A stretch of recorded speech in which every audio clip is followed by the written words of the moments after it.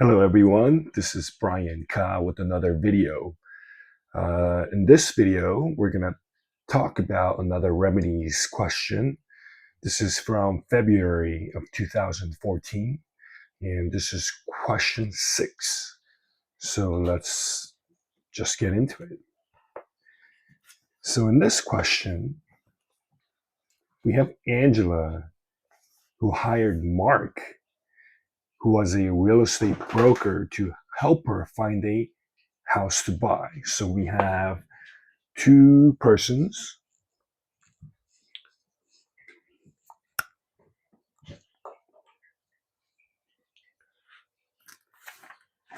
We have Angela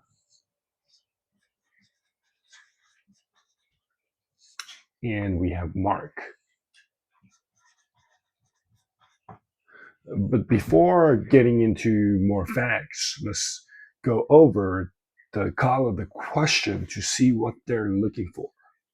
So number one, we have what remedy or remedies may Angela obtain against Carol?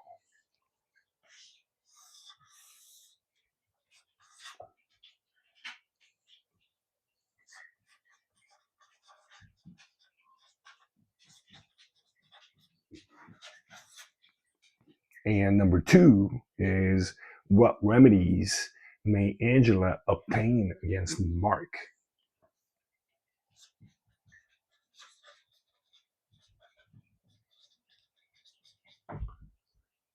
So you're basically representing Angela and trying to figure out what remedies we can get for her.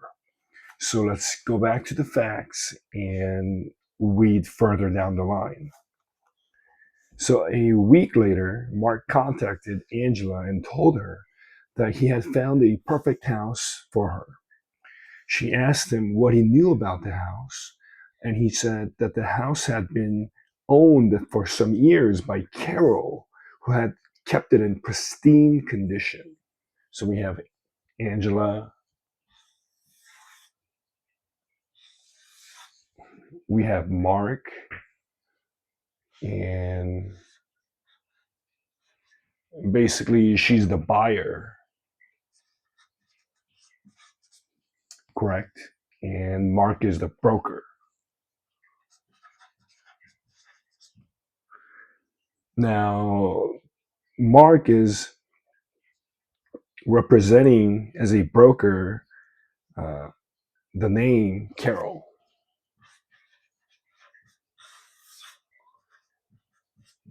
So they have a fiduciary relationship, Mark and Carol. Angela is buying the house from Carol, who is represented by Mark as a broker. So moving on, it was kept in pristine condition. When she visited the house, Angela noticed what appeared to be animal droppings on the deck. Carol assured her that they were only bird droppings, had never appeared previously, and would be removed before closing. Carol added that she never had any problem with any kind of pests. Angela made an offer of $500,000 for the house, and Carol accepted. Okay, so this is the buyer.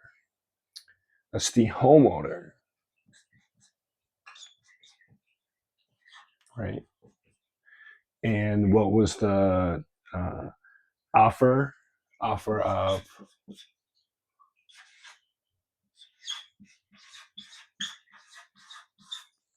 $500,000, $500,000. And what happened to this offer?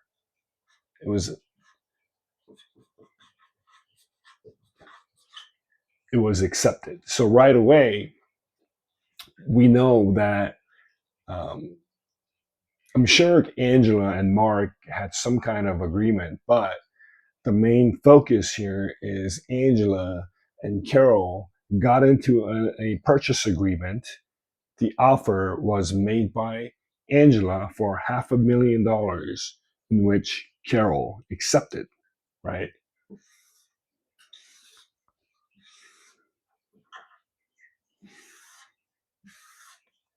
Okay, so after closing, Angela spent $10,000 to move her household goods to the house. So after paying $500,000, Angela pays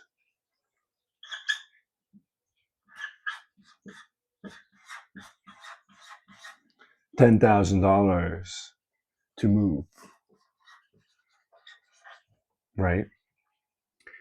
A few weeks after moving into the house, Angela made several discoveries. First, the house suffered from a seasonal infestation of bats, which urinated and defecated on the deck.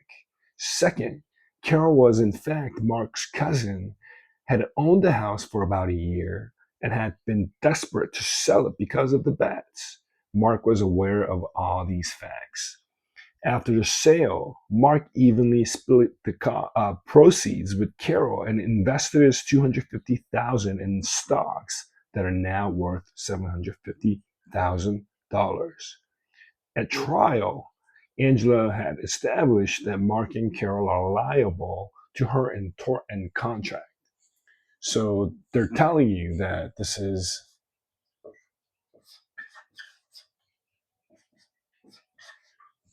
not just tort, not just contract, but they're not telling you whether you're limited to using, for example, for Angela versus Carol, use only contracts. Angela versus Mark, use only torts. They're kind of giving you freedom to choose which theory you're going to use in order to get the best result for Angela, right? So right away, it looks like the best thing that we can do is to try to rescind the contract because obviously there was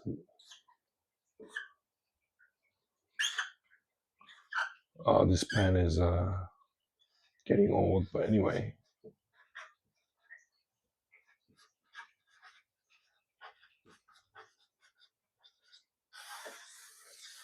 right away you should recognize that there is a misrepresentation issue in this question. um, And right away, you should know that for rescissions for contracts, the first element that you should know of is that there's got to be grounds for rescission. Usually, these grounds include mutual mistake, misrepresentation, or unilateral mistake if it was done with fraud, correct? So I would organize this essay, number one, Angela versus Carol.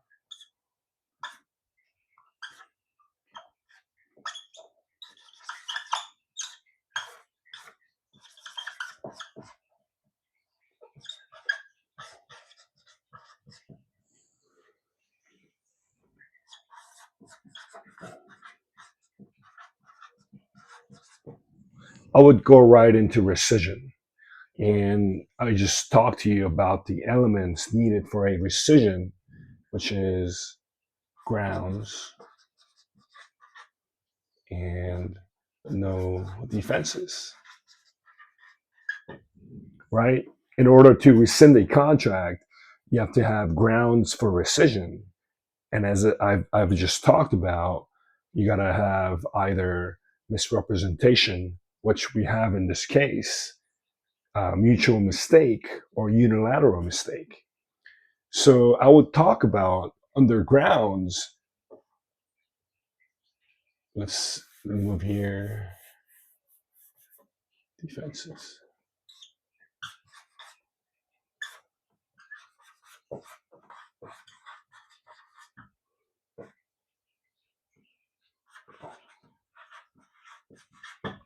Misrepresentation, and I would go into whether there was misrepresentation. So misrepresentation, as you know, has several elements. The first one is usually statement of present or past fact.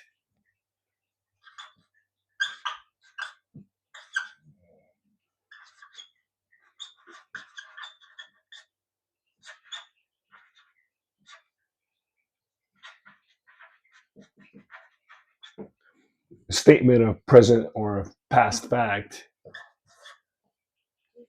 Usually, you can talk about center. Intent to misrepresent. That was material. And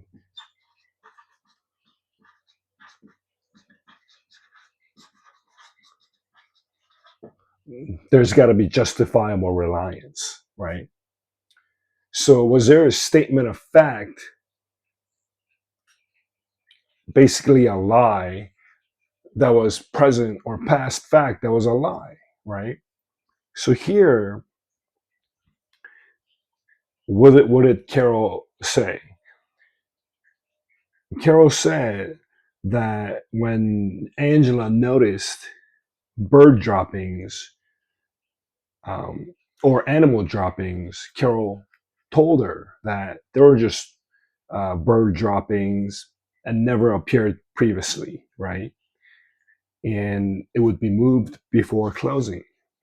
She also misrepresented by saying that she never had any problem with any of these pests, right? And that is why Angela made an offer of $500,000, $500,000 for the house.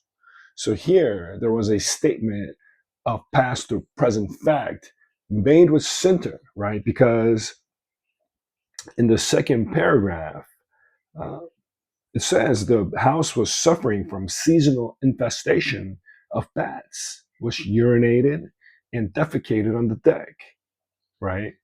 That's that proves that there was intent to defraud. So that satisfied the center element. Was this material? Yes, it was material because the fact that Carol lied about this was what made Angela choose to invest, not small, $500,000 into the house. So the fact that whether or not this is material, it was material. And lastly, justifiable reliance.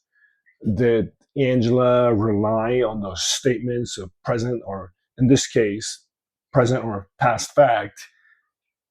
And did Angela, because of those statements, did Angela rely on that? And obviously she did, because she relied on those misrepresentations. That is the reason why she decided to spend $500,000 and go through with the contract. So for rescission, the first element of whether or not there are grounds for rescission, we proved it by going through every single element for misrepresentation. I would flush that out, and I would then establish that there are grounds for a rescission, right?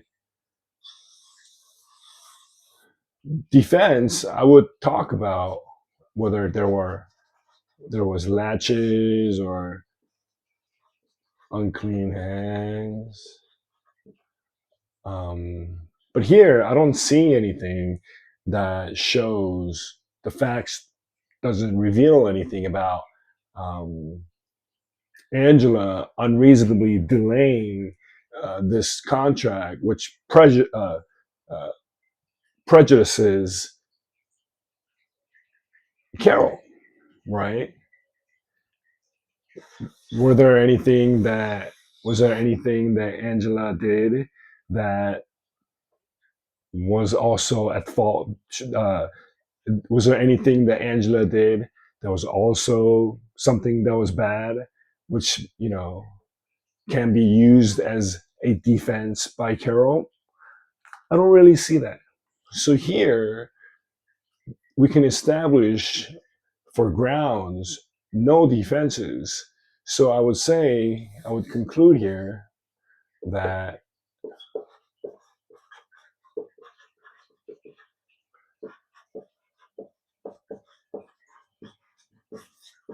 rescission should be granted, right?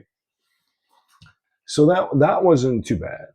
We talked about uh, rescission because that's what I would do if I was representing Angela, because I want her to get her money back, right? So if the contract is rescinded, that means Carol has to spit back $500,000 in which Angela paid. So it makes sense. Um, so that would be a contractual um, equitable remedy that you could argue as the first argument. The second argument, I guess, if you wanted to just talk about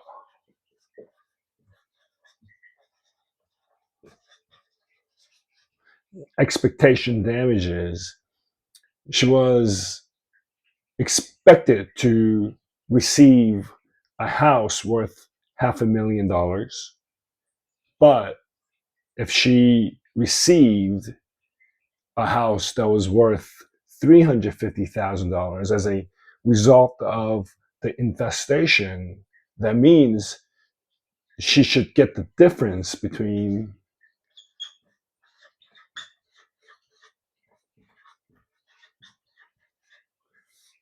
I'm just using $350,000 as an example. The facts, it doesn't tell us that the house with the infestation uh, lowers the value to 350,000. It doesn't say that. I'm just using this as an example.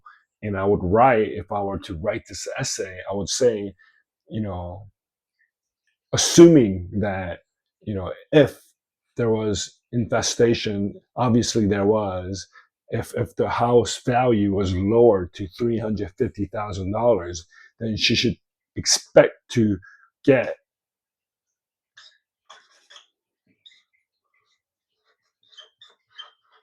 Oh, this is very annoying, but I'll get a new marker soon. Anyway, then the difference would be $150,000 that um, Carol should pay Angela. The difference between what she paid and what she actually received, correct? That's one way to talk about expectation damages. So I would write that as number two. Um, Number three, we can talk about restitution when a party has been unjustly enriched as a result of this misrepresentation. And here we can talk about how she was unjustly enriched by uh, $500,000.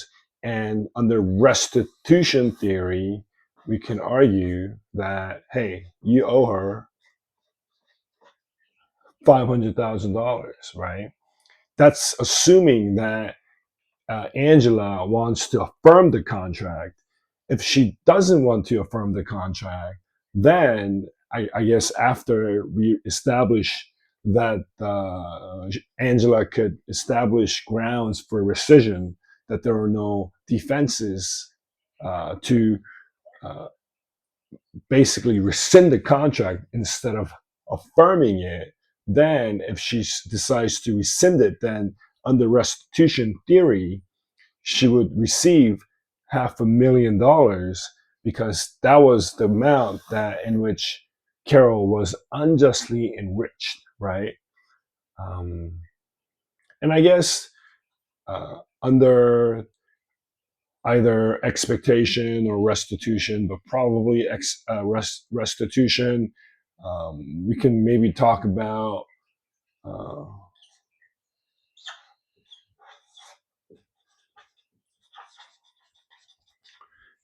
incidentals and talk about this $10,000 in which Angela had to spend in order to carry out this contract. So I guess she can argue that she owes her $10,000, which was the cost to move, and that those damages would not have happened had the contract never been performed, right? Prior to this misrepresented contract, she didn't have to spend $10,000. But because of the misrepresentation made by Carol, she had to spend $10,000 to move. So to put Angela in a position prior to the contract um, uh, happening to make her whole, she could argue $10,000 under this theory. And for punitive,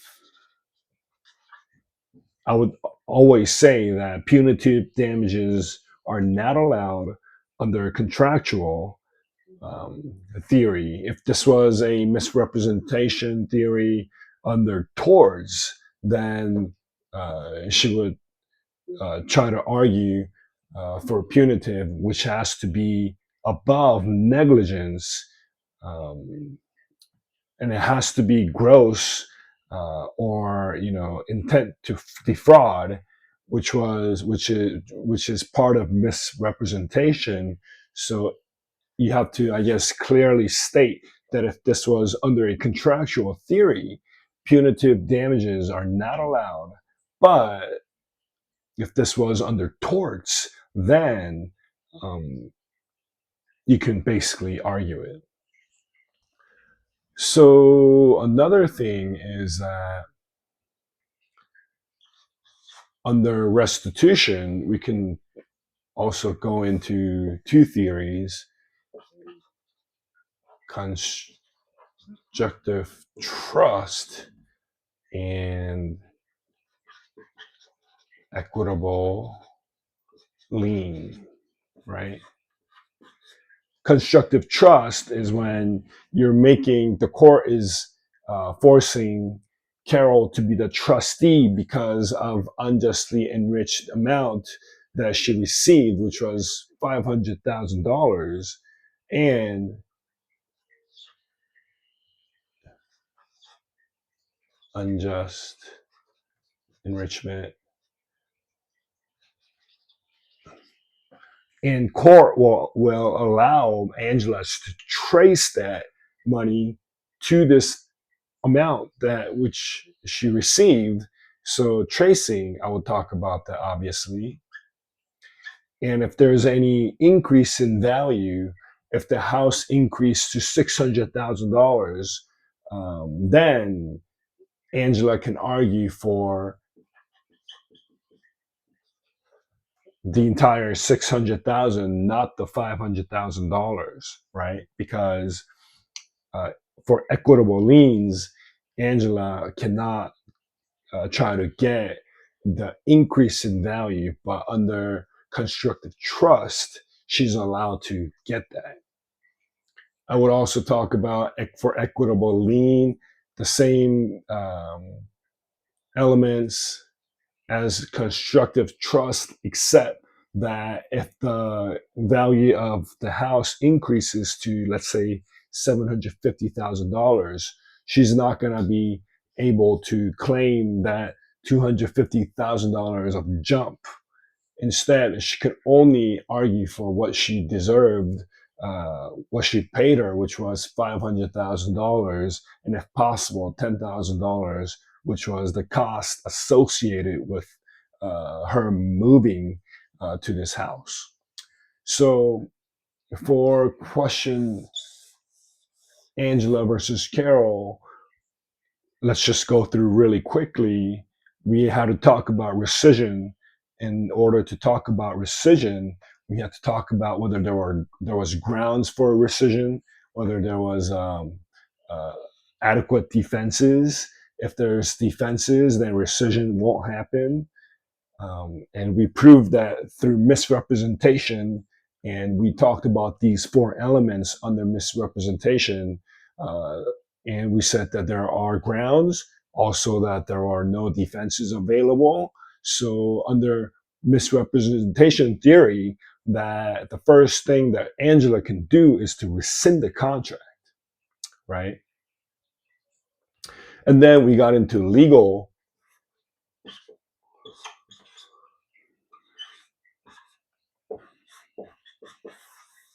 legal damages, meaning money damages.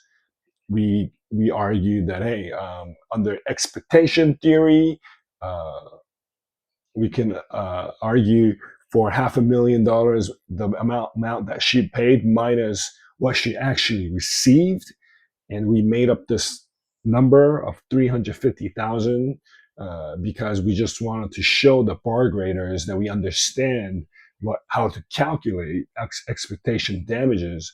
So in this case, if the house that was infested with bats was worth $350,000, then she would argue for $150,000, which is a difference between the full value and the value with defects, right? Under restitution, unjust enrichment theory, we also argue that if she wanted to rescind the contract, then she would argue for $500,000. If she didn't want to rescind the contract, I would assume that it would still be the same calculation as expectation damages, which is the amount that she was unjustly enriched as a result of this misrepresentation. Under restitution, we also talked about constructive trust, talked about equitable lien. Um, and for constructive trust and equitable lien, we went through the steps. Unjust enrichment, um, the court holds Carol as a trustee, holds the amount. The court is going to allow tracing, and if there's increase in value, then Angela gets it. Equitable lien is like a forced sale. Basically, the court's going to hold property and basically force sell the house. In that case, court's going to allow tracing, just like constructive trust. But if the value goes up, Angela is not entitled to that increase in value. So I think that for Angela versus Carol, this basically summarizes what you need to talk about. So let's erase this and get into Angela versus Mark.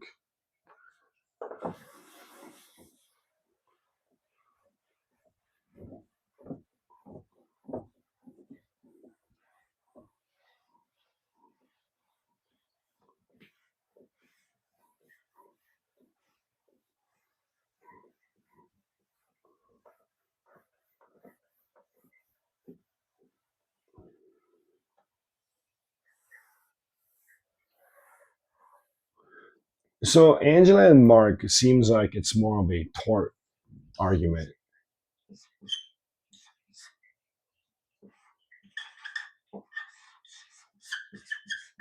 I feel like, Angela and Mark could have had some kind of an agreement, but it's usually between Mark and Carol, the seller of the house, and the broker that has an agreement. And it's usually Angela and Carol that's in privity of contract. And for Angela and Mark, because Angela and Carol is in privity, Mark is in privity with Carol because he was representing Carol. Usually, because that's the case, I would think that Angela versus Mark would be under a tort theory. And remember, the question said, it could be either contracts or torts. So for tort, you can also argue misrepresentation.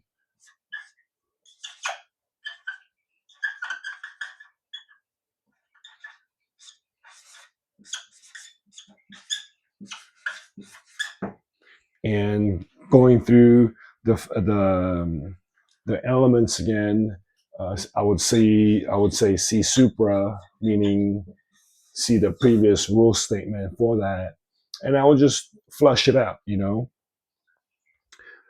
the thing that he did was um,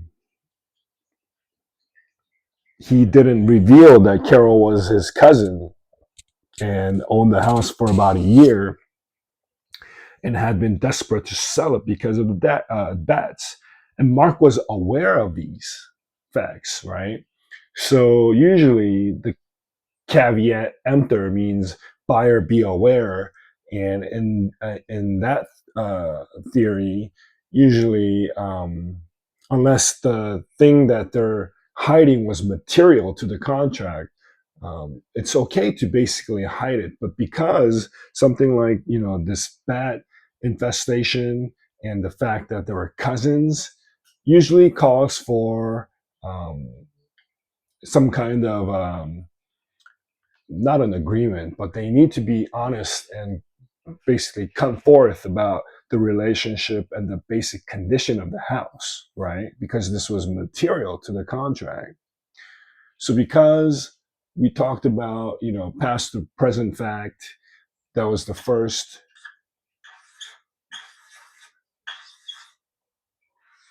I think we may have to just talk about it.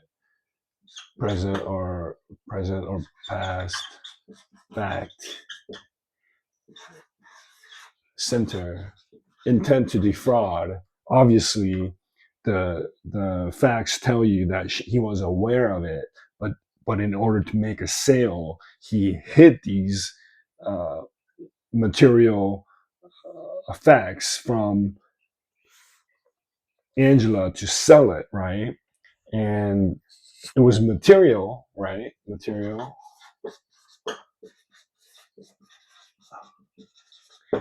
And Angela justifiably relied on those statements by uh, Mark. So I would try to first flesh out um, these uh, uh, elements for misrepresentation under Mark because we already did it under Carol.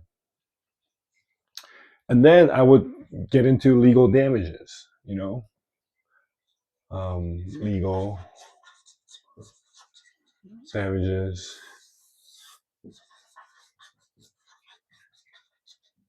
We can talk about expectation or compensatory. That's the correct word for torts. Compensatory, right? And I would argue that because um, she was, if she wanted to rescind the contract, obviously she's going to sue both Angela and Carol and Mark. But if she wanted to get the entire money back, I guess she would sue Mark for $500,000.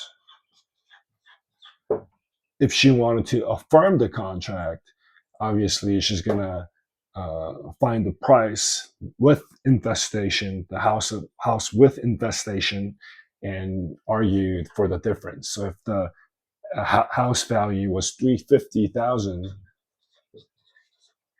after the bat infestation, then she would again argue for $150,000 against Mark, right? Another thing is that for incidentals, we can argue that she had to spend $10,000 as a result of moving. And if she wanted to basically rescind the contract, um, she deserves that $10,000, which was again cost of moving, and she wants to probably get that back. The important thing here, and the facts lead to this, is that um, Mark evenly split the proceeds, which was they received $500,000, and each Carol and Mark received $250,000 each. And it says that Mark invested that money into $750,000, which was an increase. So that obviously tells you that you need to talk about constructive trust. Because when they're telling you that the money that they made from this misrepresentation, if it increased in value, then they're asking you to analyze whether Angela should get that increase or not the increase, right? So here, talk about constructive trust, and whenever you talk about constructive trust, you talk about equitable lien and C supra. We already flushed the elements out. Here, C supra also. The first one, um, unjust enrichment, which uh, which forces the court to, which makes Mark the trustee, and he needs to hold that 750,000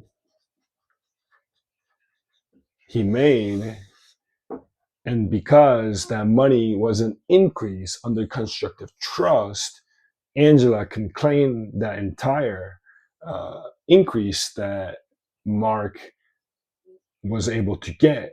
So under constructive trust, he would argue for um, that $750,000, the entire amount, right? For equitable lien, in which the court will force sell the property, there is no increase in value that Angela can claim. So she would claim $250,000 under the theory of equitable lien. And obviously, for these two, the court is going to allow tracing, meaning this $750,000 will be traced from to $500,000 in which Angela paid, and then both Carol and Mark, they split that $500,000, $500,000, into $250,000 each. So when you trace that, the court's going to allow, under constructive trust, $750,000 for Angela, and under equitable lien, they're going to allow her to recover $250,000. I would also argue for, because this is a tort theory, maybe we can talk about punitive this time, whereas punitive before, for question one, we had to say that under contractual theory, there's no punitive damages allowed. But here, because there was misrepresentation allowed, which rises above the level of negligence, then she could also argue punitive damages. And with that, I think we didn't miss anything. I guess if you really want for to complete this question, you can mention maybe under Mark, and in the end, his defenses, whether he can argue for laches, or whether he can argue for a statute of frauds, parole evidence. Maybe he can argue for unclean hands, but the question is not asking for defenses, it's saying discuss. So I guess you can discuss it really quickly, because you're going to run out of time by the time you analyze all this. So, I would, talk about it if you think that it will complete your essay. But the facts are not pointing, they're not pointing towards latches or unclean hands in this scenario. So with that, I think this was fairly easy compared to other questions. Maybe it's because it's short. Maybe it's because it was limited to only a couple of um, theories for remedies, and it's not asking you to prove whether there was misrepresentation. But even though they didn't ask us to prove it, because we have to establish that there